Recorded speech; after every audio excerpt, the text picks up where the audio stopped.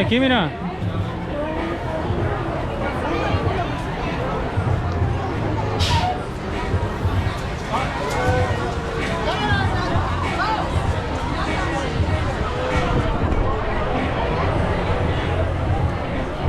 ¿A dónde va? ¿Cómo se va a subir? En el 1. Vamos a hacer un recorrido por los estudios universales.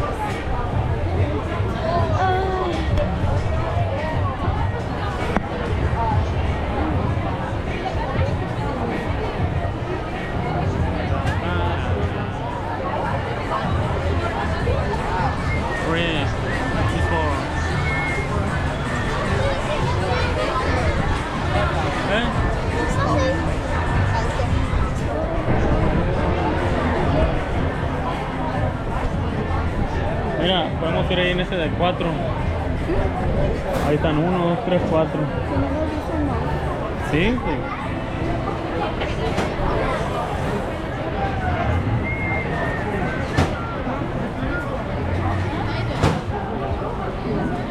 Oh, véngase, véngase. Thank you. Sus. And then you're going to see our next door neighbor right across from it. You see the WB? So that's Warner Brothers Studio. And then look past there, and there's a tall building with an interesting green top there. And that says ABC at the top of that. Now you have to have really, really good vision. You can only partially see it from here, but behind them is a sorcerer's hat. And that is Disney Studios. So like, all of you are right here in the San Bernardino Valley. Box office competition. And you guys made a lot. We're doing a lot today. There's so much happening. I can't wait to take y'all back there. It looks like we are going to head out of here. So wave goodbye. And off we go again. Welcome to Universal Studios Hollywood. For our 60th anniversary studio. Our driver today is Jim, and my name is Maria. Our show is to go behind the scenes of the world's biggest, busiest production studios. Before we get too far, let's review a few samples. It's going to be all day.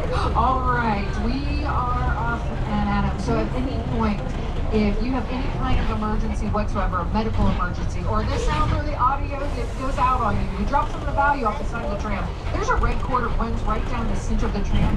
Pull the cord, remain seated, and allow me to assist you as soon as it's safe to do so. Otherwise, through the entire tour, please stay seated, keeping your arms and legs inside this moving vehicle. Also, there's going to be some sudden tram movements.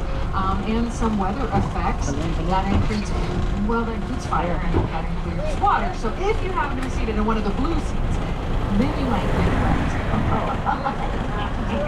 Okay, awesome. Also, we really do encourage you to take pictures. You never know who or what you're going to see, but not on the obvious sketch. You can poke your neighbor's eye out. We'll not love you for that. So yeah, that's about it.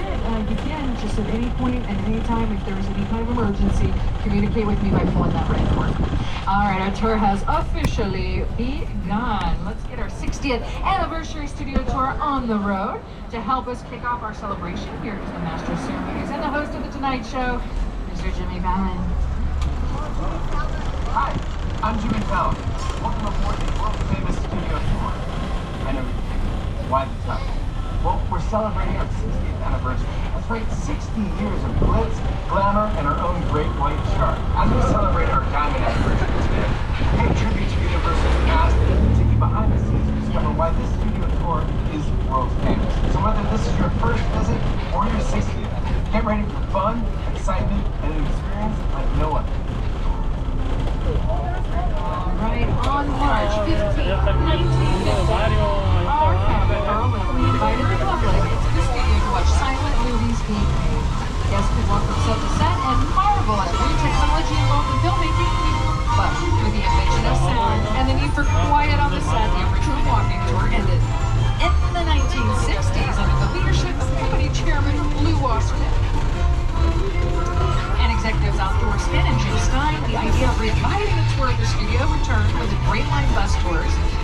in Hollywood made a stop at our gates. On July 15, 1964, the first of our red and white candy-striped glamour trams took 67 passengers on a 2-hour driving tour of the Universal lot, and the world-famous Studio Tour was born. We started out with 2 drivers, 2 guides, and 1 ticket seller, working out of a trailer on Lancashire Boulevard.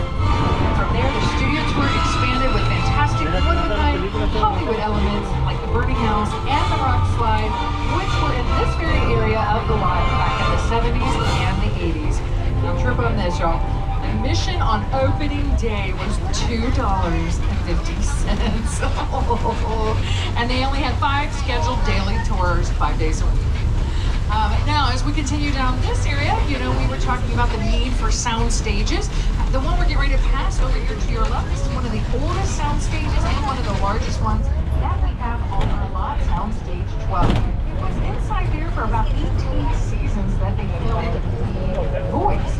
We've since relocated them to a few sound stages. It's gotten to be such a big show, and it keeps on going. So we will point that out to you a little bit later on in our tour.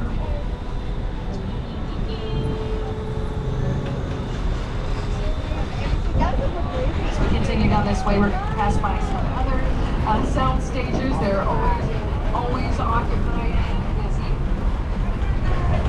What I really want to point out to you is coming up over to your left, Sound Stage 9 and 8. It was inside there that we shot quite a few seasons of Superstore, starting here at Florida.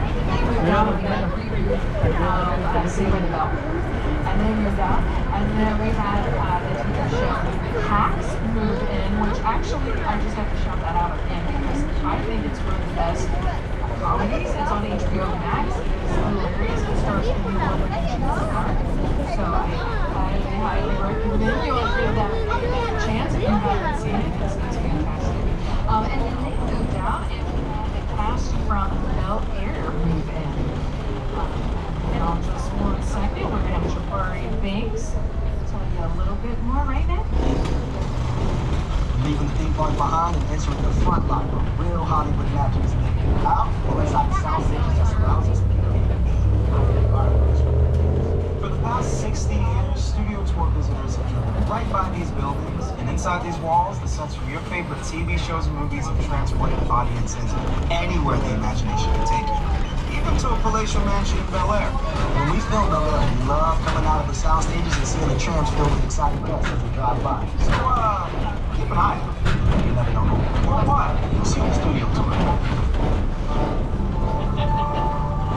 Alright, and also inside of Sound Stage 14, over to your left, they shot some really big scenes in there from like Jurassic Park. They built a Mount Crumpet in there where they were filming Dr. Seuss's original Christmas. There was scenes shot in there from Snow White and the Huntsman. As we continue through this way, we're going to pass by sound stages that we used to nickname our sitcom alley. And we did that because we had decades of really big hit sitcoms that filmed inside of your life. Who's the Boss, and Silver Spoons, and Different Strokes, and One Day at a Time. Those are just to name a few.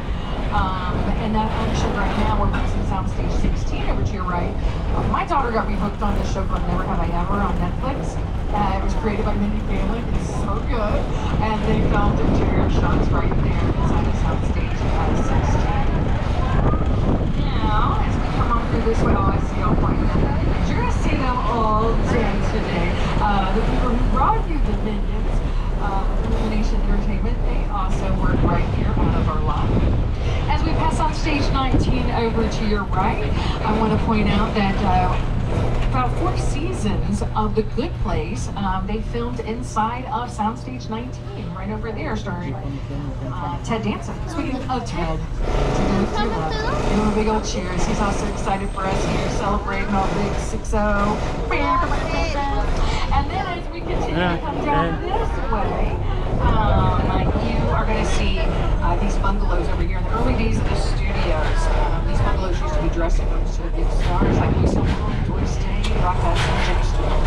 In the early days of the studio, these bungalows were used as dressing rooms to the stars of Hollywood's golden age. Now, they're used as offices where some of Hollywood's top directors, writers, and producers work their magic to get a production ready.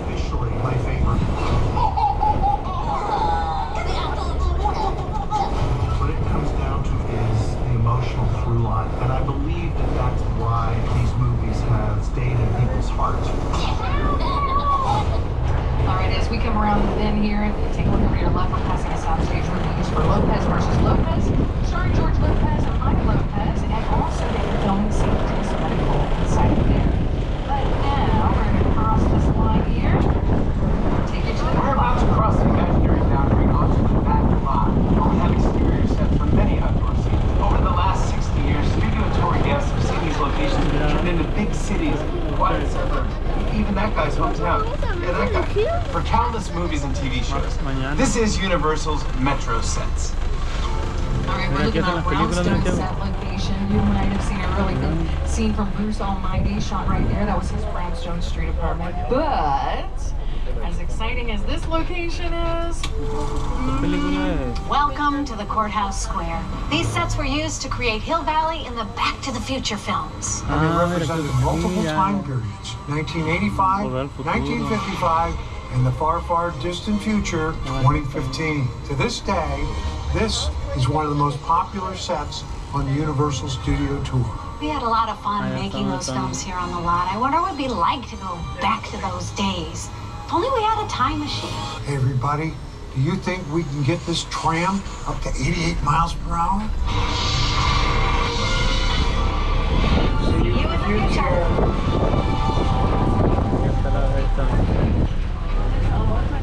right now, we are entering Hill Valley from Back to the Future film, starring Michael J. Fox, Christopher Lloyd, and Ian Thompson. This is Courthouse Square. On your left is the clock tower where Doc Brown harnessed the bolt of lightning that sent Marty McFly back to the future. How cool is this? Now, here's the thing. This wasn't only used for Back to the Future, it was also Back to the Future 2. So you might remember in that movie where they were hoverboarding around like a little lake. That was filmed right here. That was really before CGI was a thing. So they really do have a basin underneath here that they can fill up with water, and they did for that particular movie. So you can see how this has a really small town feel, and even the sets around here, this is very small town. You may have seen this in Ghost Whisperer. You may have seen this in Gremlins. This was used in the very first Twilight Zone, their pilot episode. And then you turn the corner and voila, now you're looking at a big city all around you. So we do have New York sets. Why would you want to film here instead of just going to New York? Well, you don't want to have to lose the business in New York City. So you would have to pay as a filmmaker for every single business that they have to shut down for filming and the revenue they would lose. That would be outrageous. Plus, you're not going to get a lot of permission to tear up their towns, which here we can blow these sets up and build them overnight. All of these facades you're looking at, they're mostly made out of plywood, plastic, and very lightweight materials.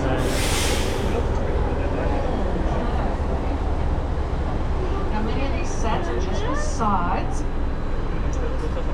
but they can, with the right set decoration and props, they can become restaurants, businesses, banks.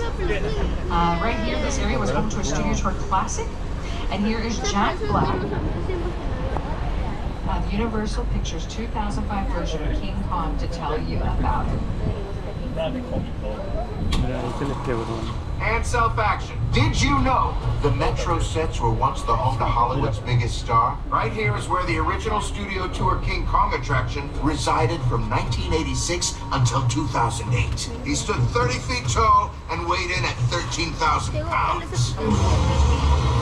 Over the years, millions of guests got to meet King Kong face to face as he shook the tram. So close you could feel his hot banana breath. Is that it? I can't believe that's my last line, and then tram moves on to the next thing. I love Jack Black. Okay, as we come up this way, take a look over to your right. I want you to get another view of our New York street sets. As you can see, we have production setting up right now. It was right there that he filmed a really big scene from Captain America: The First Avenger. Those are the storefronts that Steve was running and jumping through, crashing through, running through barefoot after he got his superpowers. And then I want you to take a look here over to your right. And now you're going to see the runaway train, the collapsing bridge. The collapsing bridge was a mechanical effect the trams used to cross. The hydraulic support beams would split, and the bridge would seem to collapse.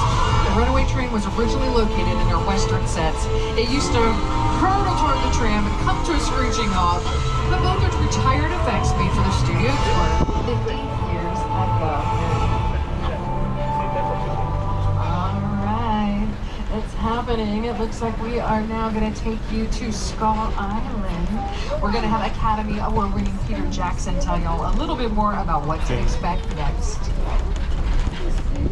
It's the original King Kong that made me want to direct movies. I saw that movie on TV when I was about 8 or 9 years old, and I wanted to become a filmmaker. I like films that just take you away from your real life and sweep you up an adventure. Kong literally does that. I mean, you're on board the ship, you're sailing to a lost island, you're encountering monsters and creatures from, prehistoric times. So I was thrilled when Universal invited me back to Skull Island, and it's great to have you along for the ride. Now, we have created this 3D immersive experience, so you're going to have your glasses ready. Don't put them on yet, but just have them in your hand because we're about to return to Skull Island. All right, heads up. When we go inside, it does get really bumpy. Hang on to your loose belongings. Remain seated at all times, securing those loose items. There is no flash photography once we go inside. All right, get ready. You're going to Skull Island.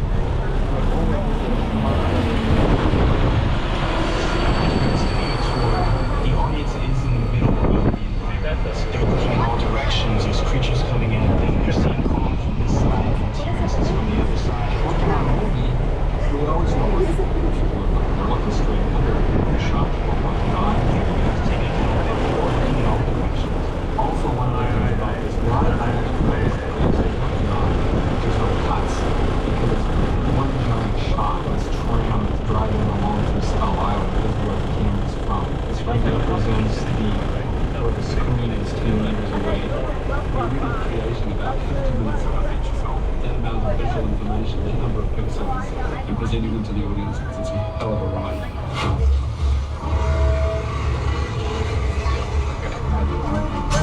All right, ¿Qué and as we película es continue esta? through this area, we're driving down past some of the sound stages, which are Mira, tiene un comedor a la parrilla, yo creo. where they are. And then next to that soundstage, the soundstage where Reba McEntire is working on the show Vacaciones. And that is going to be so excited about that. Also, if you take a look over your right, you're passing Tristan Eaton's Monster Mural. How cool is that? You can check out his Instagram to see more of his art. And an instrumental part of the process of designing these murals was getting to go to the Universal Archive. Going there, I got to see in person props from the movies, photos behind the scenes, illustrations from those movie posters, all this stuff. Yeah. I had an early affection for movie monsters. I was always fascinated by the magic behind it. But I fell in love with zombie movies and monster movies as a young kid. My world that I come from is skateboarding, comic books. You always have to pay homage to where that art form started. And also, while we're driving this way, take a look over to your left, because I want to point that particular area out too. Speaking of monsters, it was right over there where the creature from the Black Lagoon emerged. And also, something pretty cool, in 1974, we parted the Red Sea to the studio tour. Right over there, classic film The Ten Commandments, which was a Paramount picture. It starred Charlton Heston, and he made an appearance to part the waters for our guests. The glamour trams drive right through the lake and give everyone on board a sea level view. Tell them they can walk on water. It's part of the tour. There have also been exploding water mines, torpedoes, and prop submarines as part of the action in that lake. But now, as we turn the corner, we're taking you to Little Europe. We call it that because more often than not, this place is Spain or Italy, Germany or France. But more often than not, these days, people are recognizing this from The Good Place. You know your shots from Arcade. Cool. This location, afterlife. I've never seen this. You're in the good place. I'm not supposed to be here. I can't risk going to the bad place. Maybe it's not all that bad. Hi there. How can I help you? What is the bad place like? Well, it doesn't sound awesome.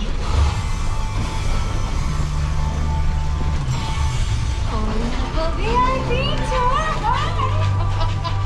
Hello, everybody. I know, too long. All right, as you take a look over to your right, I'll try not to yell so loud. I know they're also trying to give a tour right now. That Court of Miracles is really historic for us because at one point in time, that is where like all of our classic monsters appeared. We're talking about like Boris Karloff as Frankenstein's monster, and Bela Lugosi as Dracula, Longini. At one point in time, all of the greats have used those particular sets and that particular set right there specifically. And we love our monsters. I mean, we love them, as you probably know. You'll run into a couple of them even today up in the park. And what you may not know is why we love them so much. We do take credit for being the studio that introduced the monster genre before us. It had not existed. We created that, but also they kept us afloat during the Great Depression. You know, I'm not kidding you when I say most studios were closing up shop, and then we released our monster movies and realized that people would save the little money that they had to kind of have an escape, and they wanted to see people worse off than them, so they would go to see our monsters. Love them. Now this is exciting. It looks like we just got permission to come right inside of Soundstage 50 right now. Now last year, you may know that this earthquake attraction that was here was closed. And then we have now made way for this new unrivaled state-of-the-art soundstage that is already in high demand. And yes, there is currently filming going on inside right now. And just like you reminded that at one point, and stand up. I know everybody wants to get a look here of our new soundstage. It is pretty good. It's a hot set. It's dressed. It's ready to go. It's ready for filming.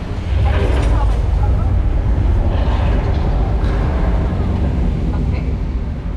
Are you kidding me? Wow.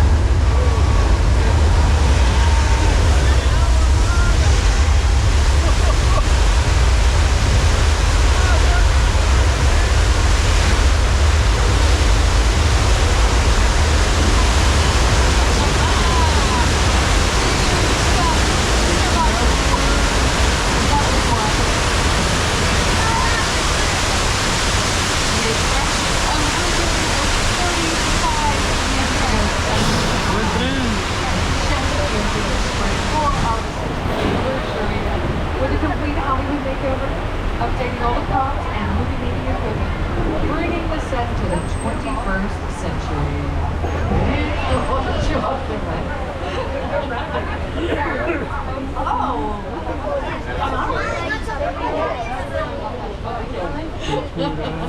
Alright, we're going to pause here for just a moment. There is a tram in front of us that is Sí, se acabó la gasolina. While you're sitting here though, there's a few things that you all are able to see, so we can talk about that. For example, you're looking at our old Western sets. They're our oldest sets that we have on our lot, actually.